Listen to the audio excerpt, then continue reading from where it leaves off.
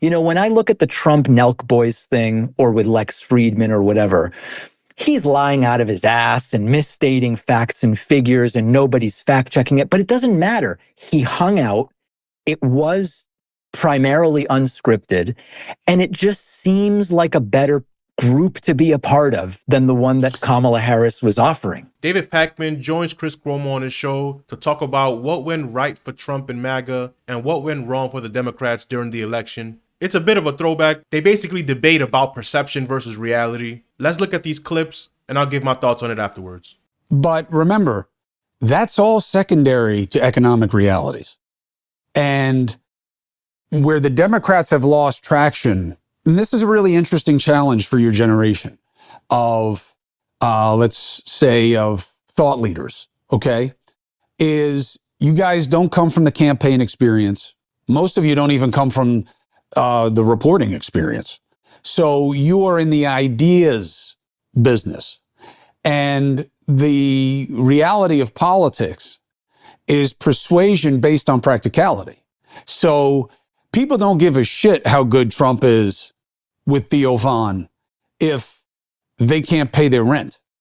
And if he's on the right side of their rent, then they don't, again, care how he is. Biden's problem was he owned the status quo, and the status quo was lacking from a price economy perspective.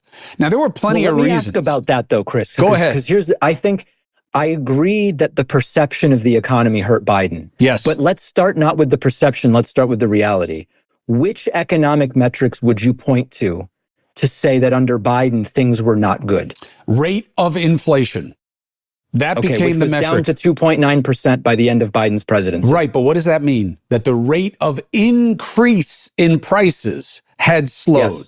I want prices to go down, not to go up more slowly. You lose on that analysis. So let's dig into that. This really is my background, economics. If you start to see prices going down, what would be the rational consumer decision with regard to purchases? If you say prices went down, what are you going to do now? Buy more. Why?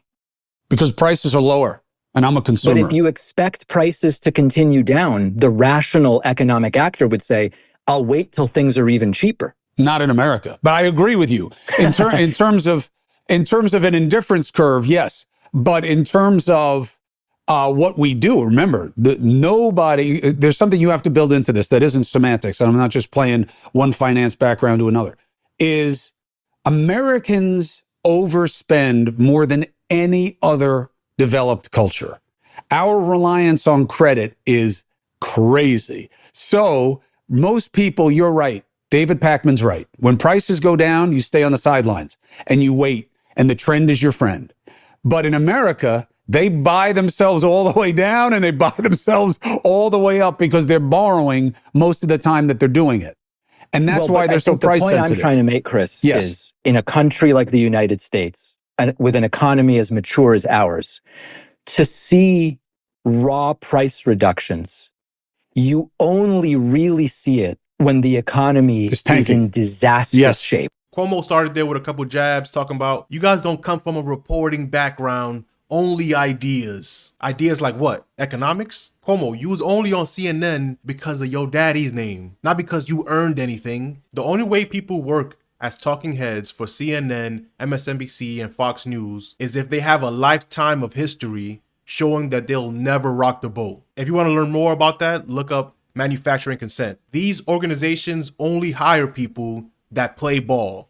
They don't have to explain it to anybody once they come in. They're only hiring you because they know you'll never, ever talk against the system because it benefits you to the tune of millions of dollars a year. So Chris trying to talk to people about credentials is laughable. But even when he thought he had a good talking point, Pakman just smacked him down because, as they mentioned, and they'll go on to talk about further, politics is not all about reality that you can prove. It's just about who has the better message at the time. And when people are broke and trying and barely surviving, stoking fear is always going to work better. Even if you have no plan on fixing it, even if you had no history on trying to help. But leaning on people's fears is going to make them vote emotionally. And Fair point. I think that, again, it's perception. When we would go and ask Trump voters at a rally, what do you want to see with prices? And they go, I want nominal prices lower than before the pandemic. They don't realize if that happened, we would be in an economic collapse, the likes of which you can't imagine. 100%. But this is your post-truth point. But it's always been true in politics, which is perception beats reality. I agree. And when you are the insurgent, you attack the status quo. And Trump, what's his name? Reagan's guy came up with the best deceptive metric in history. Are you better off than you were 4 years ago? How? How could you be better off than 4 years ago when everything keeps getting more expensive? It was always a really convenient metric, but it works in politics. And the real reason that Biden lost was he couldn't explain it away. And that's a big thing in politics. I think my point is, I agree with you that the perception of the economy killed Kamala Harris's campaign. I challenge the notion that it was the reality of the economy, but I agree that it was the perception. And it was also the perception that there was not a serious handling of crime and immigration. Reality, crime rate continues to decline in the United States. On average, Oklahoma City is more dangerous than New York City. The state of Oklahoma is more dangerous than the state of New York, right? So those are the facts. Doesn't matter. When it seemed as though Harris was not taking it seriously, it hurt her. And perception is greater than reality.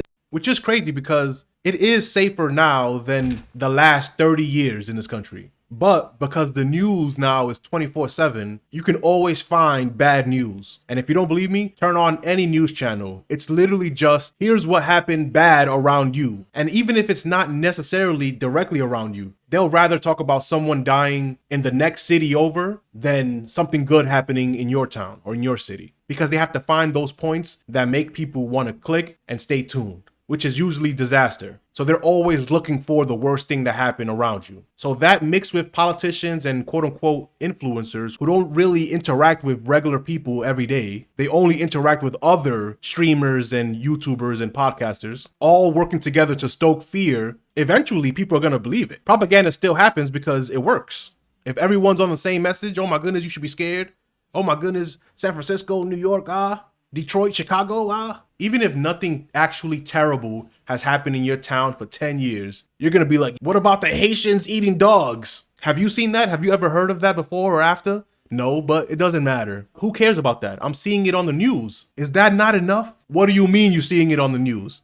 Well, politicians are talking about it, so the news is covering what the politicians are saying. They're not even confirming it, but because politicians and quote unquote influencers mentioned it, it's enough for some people. And that hysteria is enough to swing elections. And whether it's you or Brian Tyler Cohen on the left or Ezra Klein, you know, there are a group of, I think you guys are like the new cognoscenti, and you are up against guys who are all raw masculinity, even if they don't personify it. Like, you know, these guys, the big names on the right, whether it's Benny Johnson or Tim Pool or Tucker Carlson, I don't look at those guys and think alpha male. I do believe that they're right to fight for the alpha male. There's nothing wrong with that. It should be an inclusive thing. You can be any kind of man you want. There's no kind of man that's good. There's no kind of man that's bad unless you are bad to others. And then no matter what you are, you're bad. But you guys are brain versus brawn on some nominal level that I think is a false comparison, but that's what it is. And it's who can amplify message more. And how do you see yourself within that space, which I guess is an echo machine? Well, I've talked about a lot of, this isn't in the book now, but in the last couple of months, I've explored how it has become that this sort of manosphere has become coded with messages that overlap with Republican ideology. And it doesn't make a lot of sense the way you're pointing out. You know, a lot of it is traits that we didn't used to consider masculine, and now we do, and it's gotten all wrapped up. But part of it is, you've got to give them credit, they've seized on, there hasn't been a super coherent and attractive model of masculinity put forward by what we might call the left. Now, what the left is, I don't know, it's loosely defined. But I think the point that I made is people like a Barack Obama or a Scott Galloway, I think are very interesting models of masculinity from what we would call the left. But that is not really the way that it has been presented in media. And so if you're online looking for either workout content or I want to start wholesaling real estate or whatever, all this stuff that's big on social media, next thing you know, it's all coded with pull yourself up by your bootstraps. And then it's only one more step until anti-abortion. And then Trump's sitting there hanging out for 2 hours. That's the funnel. And it works really well, partially because the right is organized, but partially because the left hasn't put forward a good alternative model. The right dominates alternative media spaces. It always has. It did with pamphlets, newsletters, radio, social media, digital media. Why? Magnified minorities. That's always been the sweet spot for people on the right. The question is, what is the counter for people on the left? Well, you're forgetting one major reason why they've succeeded. I mean, if you go back to the start of talk radio and religious broadcasters, a lot of right-wing radio started with church stations. Those were funded by super rich national organizations that just said, start a local one, get a license. It's very similar to what's going on right now. We don't have Turning Point USA on the left. We don't have the Daily Wire on the left. The Midas Touch guys are growing very quickly, so maybe they could become that, right? But we just don't have that. Whether it's funding from other governments like Benny Johnson and Dave Rubin and Tim Pool get, billionaire funding like Turning Points USA, there's clearly a concerted effort to push a certain ideology. But the best counter to that is not billionaires funding any left-wing ideas or voices, because billionaires are going to be against actual economic policies that help people, because billionaires need poverty to survive. All that excess capital is where they make their billions. They're never going to be for living wages and healthcare for everybody, because they need the threat of homelessness. They need your health insurance to be tied to your job so that they have shitty conditions and still hold that over your head. And let's be clear, Chris Cuomo is not trying to find a good answer for the quote unquote left, because his brother just lost to a quote unquote left candidate, and he's one of the main people freaking out about it, because Chris Cuomo doesn't actually care about anybody that's not himself or his family. And his circle of people is the same people that have been in charge the whole time. So he actually doesn't want anybody of the left to challenge that, as we can see in this video here. You're killing your party. You're killing your party. And look, I hope it works out for you. I hope you guys splinter off and become, whatever you really are, because you're not a capitalist and you're not a Democrat. And, you could say, well, what do you know? I was raised by a real one. I was raised by a real one. Go ahead and criticize Mario Cuomo. What's going to be your biggest insult? That he spawned me and Andrew? Is that going to be the best you have? Because you ain't shit compared to him.